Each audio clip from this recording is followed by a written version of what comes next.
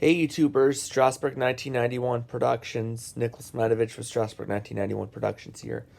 Today I'm going to be doing another book haul or a book review for Literary Gladiators. This is a book that I haven't shown the full. I've shown the Slim Gauge Survivor, but this is a different book by Frank Kyper, who is a uh, editor. He's an editor for Green Frog Video Productions in Florida. So I did a book on the East Broad Top once in my previous video, so I'm gonna go with my second book. It's called A Ramble into the Past by Frank Kyper. This is actually about the story, the actual information about the operations of the East Broad Top Coal Company from hauling coal to Mount Union, to and from Mount Union in 1874. This is actually shot. This is a video. It's actually a photo. I'm sorry. This is a photo of locomotive number 12 during its grand opening in 1960, when the East Broad Top actually began its tourist operations. As you can see here in Orbisonia, you see a lot of the people are already lined up for the first trip up to Shirleysburg, which is north about 1.25 miles from Colgate Grove, where the Y track is located. Frank Kyper is one of the authors of this book, and Lee Rainey, who was also a chief mechanical officer, also wrote a few books with them at the time. One of the few footages I actually like to see is the Three Springs Trestle from Pogue and Three Springs.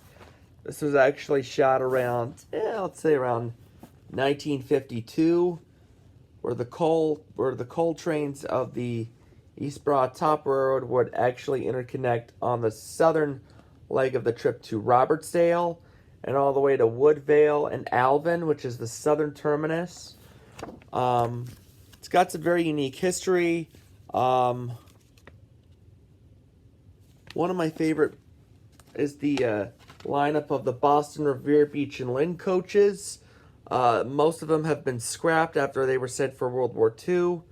You could see a standpipe over here, which is like compared to a water tower, where water towers would usually hold about 80,000 gallons of water, and this one basically has unlimited amounts because it's connected between the water system, so you don't have to worry about refilling the water tower every year. So you don't have to worry about, you just have to clean it.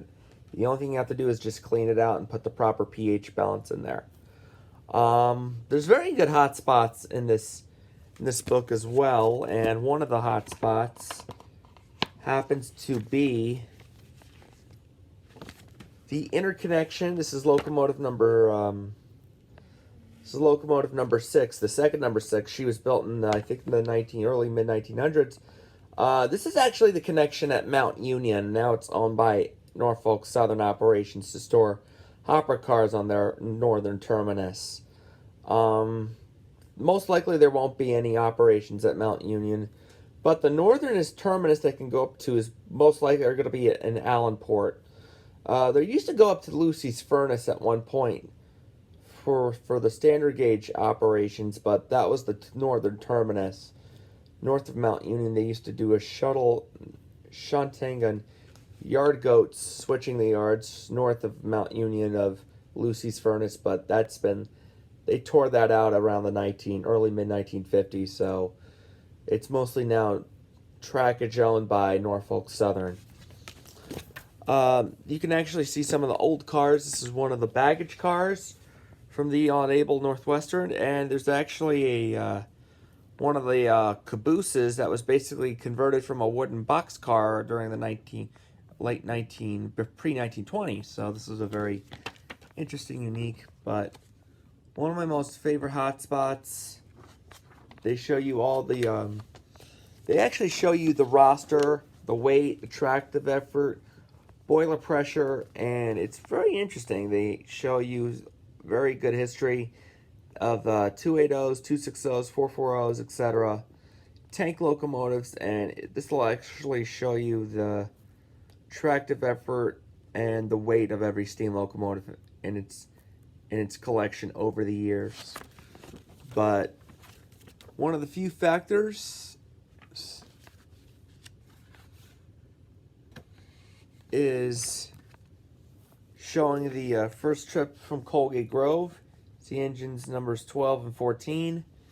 They actually had some double headers during the late 60s, early 70s Winterfest Spectacular.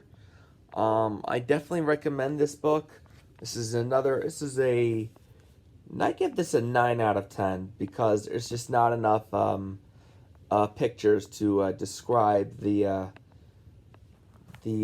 background and the atmosphere of this history, but I give it a 9 out of 10. It's okay. It's not bad. It's very incredible, but what would make it a 10 out of 10 for me would be to actually have more photos and actually show some crew members that would show the illustrations of, the coal tipples, they would at the one end of the line from the Shade Gap and Black Log Extension, which is former Rock Hill Trolley Museum. But other than that, this is a good book, so I definitely recommend this to a lot of rail fans.